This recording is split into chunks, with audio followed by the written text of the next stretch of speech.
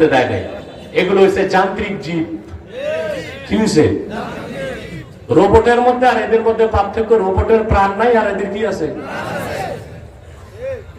এরা যখন দায়িত্ব পাইছে এরা ঘুষ খাবে না তো কি করবে? এরা তো আখিরাত বিশ্বাস করে না, কবর বিশ্বাস করে না, মুনকার নাকির আছে বিশ্বাস করে না। সংস্কার কোথায় কোথায় আনবেন নিয়ে আসা? সংস্কার সব জায়গায় আনতে হবে। শিক্ষা কারিকুলাম চেঞ্জ করতে হবে। আল্লাহর পবিত্র সত্তার কসম করে বলছি, শিক্ষা ব্যবস্থায় যদি প্রাইমারি থেকে বিশ্ববিদ্যালয় পর্যন্ত দ্বীনি শিক্ষাকে বাধ্যতামূলক করে দেন, তাহলে আপনার অফিসার একদিকে যোগ্য অফিসার হবে, আরেকদিকে চরিত্রবান বুজুর্গ হবে। তারে পাহারা দিতে তখন আর দুদক লাগবে লাগবে দুদক না। এখন তো অফিসার চুরি করে না কেন? দুদকের কমিশনার দেখবে। কিন্তু প্রত্যেক মুমিন জানে তার দুই কাঁধে আল্লাহর পক্ষ থেকে দুইজন কমিশনার বসে আছে। কি নাম? এই বিশ্বাস যার আছে সে কি সুদ খাবে, ঘুষ খাবে, রাষ্ট্রের সম্পদ চুরি করে বেগম পাড়া পাঠাবে? তো জিকিরের অর্থ কি শুধু ঠোঁটে জিকির করলেন তা চলবে না, আল্লাহর জিকির অন্তরে থাকতে হবে। সুবহানাল্লাহ।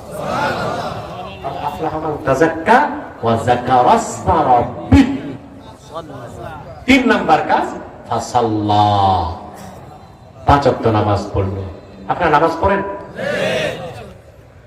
গর্ব করে তো বলেন দ্বিতীয় বৃহত্তম মুসলিম দেশ বাংলাদেশ। নামাজির হিসেবে সবচেয়ে বেনামাজি দেশের একটা হলো বাংলাদেশ। তার সবচেয়ে বড় প্রমাণ জুমার দিন দেখবেন মসজিদ বারান্দা সব ভরে গেছে। আসরের সময় এক কাফার হলে তো যারা জুমার নামাজ পড়ছে ওরা কি অতিথি না এলাকারই? তো গেল কই? ফজরের সময় দেখা যায় মুসল্লি মাত্র 3 জন, ইমাম মুয়াজ্জিন আর খাদেম। বেচারা ইমাম যদি চাকরি যাওয়ার ভয় না থাকতো তো সেও ঘুমাইতো মনে হয়। সবাই না, তাহলে আমরা কি আমাদের দেশটা নামাজের দৃষ্টিকোণ থেকে আমরা কিন্তু বেনামাজি, ঠিক না?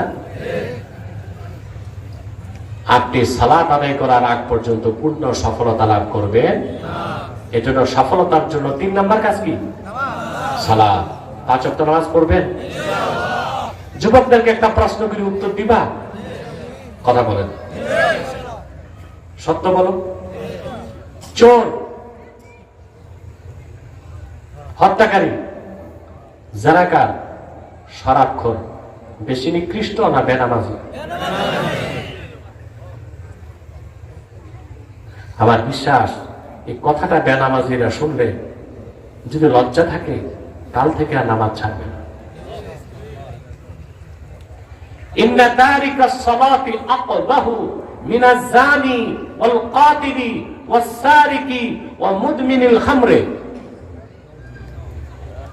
চোর, হত্যাকারী, জানাকার, শরাবখোর এদের সবচেয়ে নিকৃষ্ট হচ্ছে বেনামাজি। এদের সবচেয়ে নিকৃষ্ট বেনামাজি। এখন একটা কথা বললে তো আপনাদের কলিজায় লাগবে। দেশের দুরবস্থার জন্য আপনারা জনগণ দায়ী।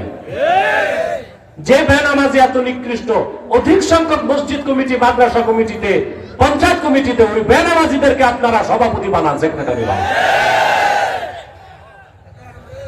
সমাজের দুরবস্থার জন্য দায়ী কারা? আপনারা।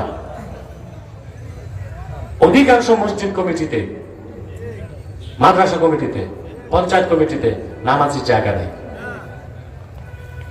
হালাল ঘরের জায়গা নেই। সভাপতি বানায় এমন লোককে যে ব্র্যাক ব্যাংকের অফিসার, মানে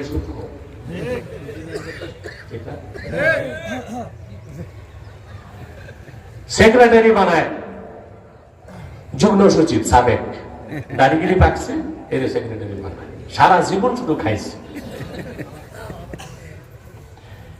এখন ইমাম সাহেব যদি মেম্বরে বসে, এই লোকটা কি আর সুদ আর ঘুষের বিরুদ্ধে কথা বলতে পারে?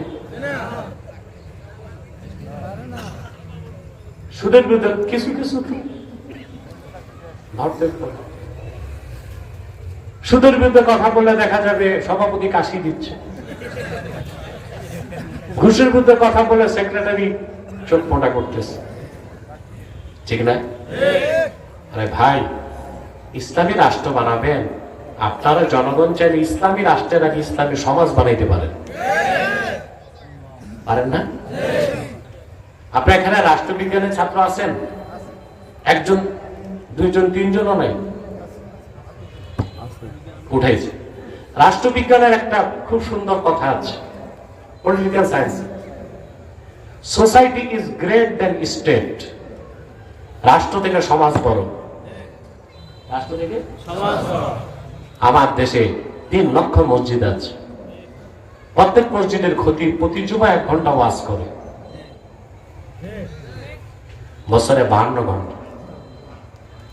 জনগণ যদি ইমামদের পক্ষ নিত, যখন তখন কমিটি যদি চাকরি খাইতে না পারত, সৎ সাহস নিয়ে আমার দেশের ইমানদাররা যদি ইমানদারির সাথে কোরআন সুন্নাহর কথাগুলো জনগণকে উপহার দিত, 1 বছরে 52 ঘন্টা, 10 বছরে 520 ঘন্টা এই বক্তব্য শুনলে ওই মহল্লাটা একটা ইসলামী সমাজ হয়ে যেত।